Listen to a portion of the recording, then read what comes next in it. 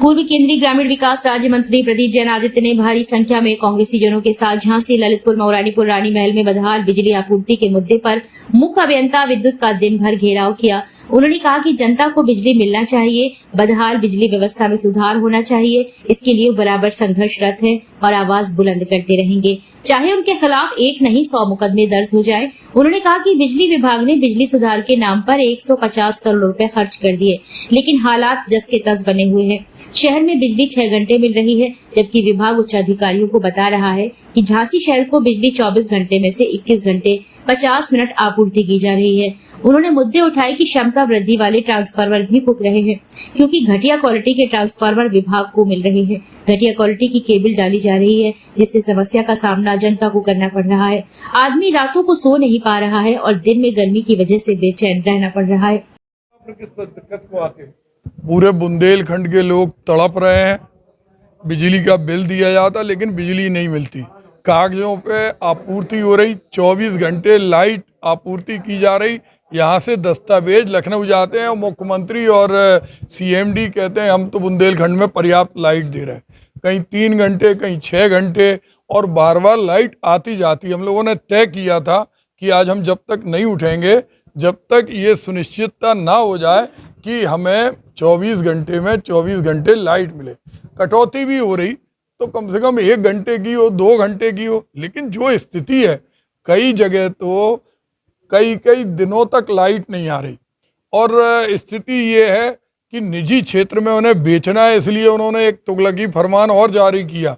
हमने जो सीएमडी माननीय श्री नीलेश कुमार जी हैं उनसे भी कहा कि जो 370 कर्मचारी थे पावर स्टेशन पे, उनकी संख्या 190 कर दी, जबकि गर्मी में बढ़ाना चाहिए।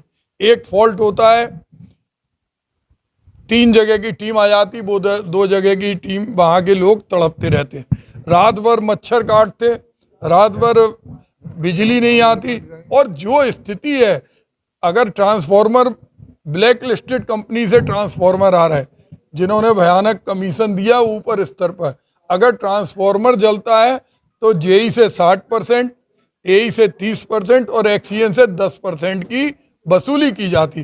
तो वो जो एक्सीएन है वो हाल के हाल शट डाउन कर देते। तो पूरे एक, मान लो मुन्नालाल पावर हाउस है, वहाँ पर 9 ट्रांसफार्मर का क्षेत्र है, तो वो जैसे ही उन्हें लगता है कि अभी ट्रांसफार्मर फूक सकता, वो उसके काफ़ी पहले घंटों के लिए शट डाउन कर देते। तो पूरा शहर तड़प रहा। टहरौली जैसी जगह में समस्या, मऊरानीपुर के अंदर लोग बिलबिला रहे।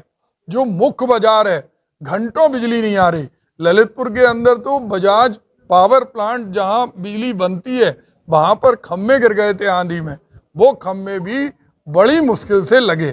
तो ये उन्होंने नगर मजिस्ट्रेट जी ने कहा है कि हम इसको कराएंगे। आज कम से कम आप जो इनके पास सुबह से 7-8 घंटे से बैठे हैं, अभी आज इन्हें मौका दो ताकि ये संख्या बढ़वाएंगे और बिजली की आपूर्ति सुनिश्चित कराएंगे। अगर बिजली नहीं मिली तो हम लोग रुकेंगे नहीं, चाहे मुकदमे लिखें, चाहे जेल के शिक्षों के अंदर जाएं, लेकिन हम कंज्यूमर हैं। पूरी रात कैसे तड़पते हैं लोग।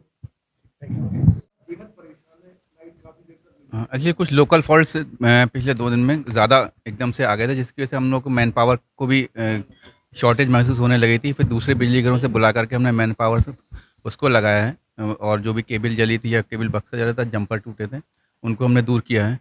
और बहुत जल्दी हम उसको सारी समस्या दूर करके जनता को निर्बाध विद्युत आपूर्ति देने का पूरा प्रयास कर रहे हैं, करते रहेंगे। नहीं, एक्चुअली जो हमारे बड़े फीडर हैं 11 केवी 33 केवी, उसमें तो वहाँ तो रहती है, लेकिन जो लोकल फॉल्ट्स हुए तो जो एलटी लाइन में फॉल्ट्स या किसी ट्रांसफार्मर का जो एरिया होता है वहाँ पे, है ना, वहाँ पे हम लोग मतलब वहाँ के फॉल्ट की वजह से ही दिक्कत आ गई, जिसकी वजह से मतलब मैन पावर की भी हम लोग कमी महसूस हो रही थी। लेकिन अब कोई मैन पावर की भी कमी महसूस नहीं होगी और हम लोग सभी फॉल्ट्स को दूर करके जनता को निर्बाध विद्युत दे देंगे।